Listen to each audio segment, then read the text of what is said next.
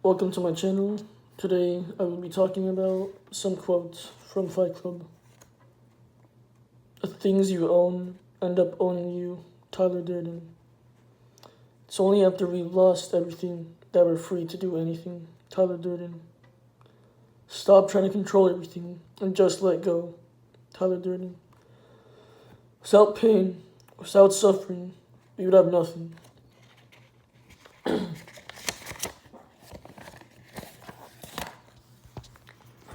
Now, what I would like to talk with is, I'm not a nihilist. I am a Christian. But what I see is this. Tyler Durden, he was right with his opinions on materialism. The things we own, they end up owning us. They control us. Our addictions control us. Our pleasures control us. Our desires control us. This might go somewhat along with Buddhism, but like, I have a book on Buddhism, and yeah, like, let me find it. The first noble truth: we are never truly happy or fulfilled, so we are suffering. Realizing suffering exists due to unfulfilled desires and emotions, death, sickness, aging, and experience are all forms of suffering. 2. The second noble truth: the thirst for physical or mental bad or good desires are all the root of suffering. The third noble truth: there is a way out of suffering, which is letting go of desires in the Eightfold Path. 4. Nirvana, the state of non-being and non-suffering. And what I think we should do to combat our desires, because desire isn't the cause of suffering. The cause of suffering is from original sin in the Garden of Eden, from Genesis chapter 1 throughout 2, when we disobeyed God and then we ate the apple from the tree of knowledge of good and evil. And I am pretty sure that is the tree that gave us consciousness, duality. Everything was turned to either good or bad, and we had then the consciousness to choose good or bad. So from there, that's when suffering started, because we disobeyed God and things turned bad instead of good.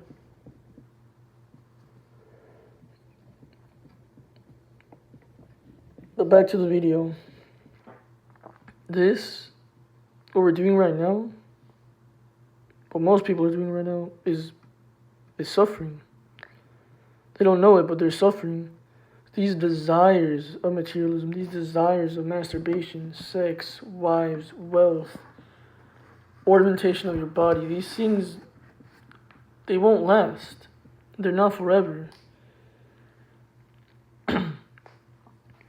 And you have to realize that it's not worth it to give your life over for this. Because Jesus in Mark 8:34 through 38, if anyone wishes to follow me, he must deny himself and pick up his cross, for whoever wishes to save his life will lose it. But whoever loses life for my sake and the gospel will save it. And if we just sacrifice our life for the temporary pleasures, the wealth of this world, we're going to end up nowhere. Sure, I don't agree, because in my opinion, that could be a form of religious nihilism. I'm pretty sure Nietzsche made that. Like, that could be a form of religious nihilism if we take religion into denying everything, denying the world, and denying everything. That would be bad. I do not want to do that with Christianity, because Christianity is a life-affirming religion, along with Buddhism. And yeah, if you deny life, if you deny everything, then we can't have nothing. But I also agree that God is everything. He is perfect, so we should slowly give up our will to do His perfect will instead of our fallible will, which is not perfect because we're sinful and not perfect as human beings. But the Buddha, he taught a middle way, I'm pretty sure. It was like asceticism, but also not too ascetic. But again, we need to deny ourselves before Christ. And Buddhism kind of contradicts Christianity with nirvana, heaven and hell, and sin and bad and good. But I do love all you Buddhists out there. You guys are very awesome. What I'm trying to say is,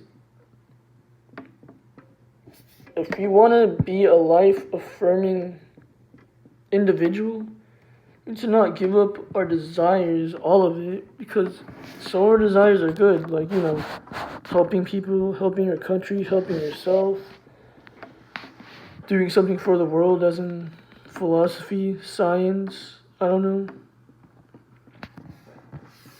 But with the gifts that God gives us, we should make goals and strive to better ourselves for the betterment of others as well. Not just strive for the betterment of our own selves, but for the rest of humanity, because there is no white person or black person. There is no anything. There's only Jesus Christ, the way, the truth, and the light. And we are united under Him. But with all these separations of rank, class, race, gender, we need to stop separating ourselves and we need to unite under Christ. Unite as a collective, unite as humanity, and unite in one country for the betterment of everyone. Because it is possible if we put our differences aside.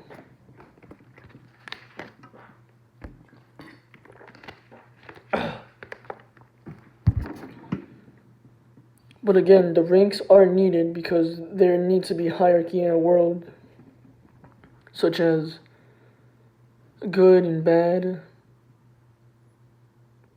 rich and poor, criminal and just, cops and citizens. Like, there needs to be an order, there needs to be a law, commandments for a nation, because without order, nothing will exist. They'll all just crumble away and fall beneath their own pride.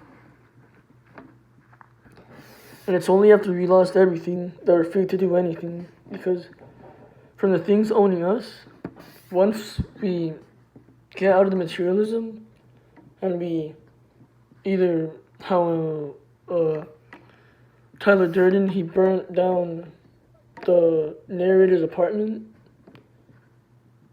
he's free because he lost all of the chains holding him back. If we break all of the chains that are holding us back, we can become new again and become free, better. We can become better again. And without pain, without suffering, we would have nothing, because every good thing needs a sacrifice.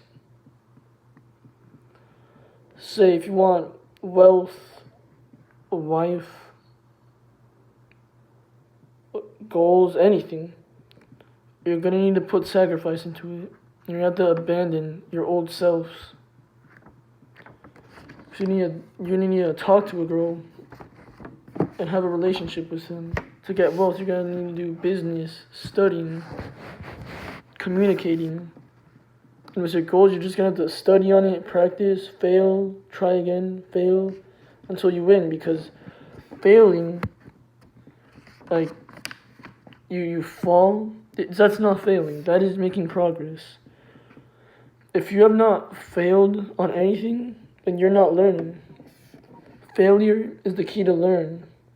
And without failure, without any suffering, without, like, people disciplining you or criticizing you, you wouldn't learn anything. That's when you need to stop being prideful. Listen to criticism. Listen to advice. And if you ever fail or get hurt, you need to listen to it and say, oh, I must have been doing something wrong, because you probably have. Don't take it as an insult. You need to fix it. Fix yourself. So you become not the better version for everyone, because if you try to become the better version for everyone, they're going to just end up abandoning you. But you need to become the better version for yourself so you can complete your goals and then maybe help others. Because you can't help someone else if you cannot help yourself. Fight Club is a really great movie. I would suggest all of you to watch it, along with all those other movies. I suggest you guys to watch American Psycho, Taxi Driver, Fight Club. Dang, I'm not really much of a movie watcher. I just watch those because I watch YouTube, and then I went and bought them, but I do probably know some other movies. I'll try to remember them next time. But with the modern society, we have pushed the left with 63 genders, homosexuality, and these things. They're making our society fail. And we need to get back into power. We need to have a renaissance. We need to become strong again. We need to have power again. But this change starts with you. I ask all of you, please do not wait for change. Do not wait to be saved. Be the change and be the action. Let your voice be heard. I will check the time. Well, guys, I gotta go. I hope you enjoyed this video and I hope you learned something. And remember, you create your own meaning and purpose. You just have to find it on your own path. And if not, Jesus Christ is the way, the truth, and the light, and follow Him.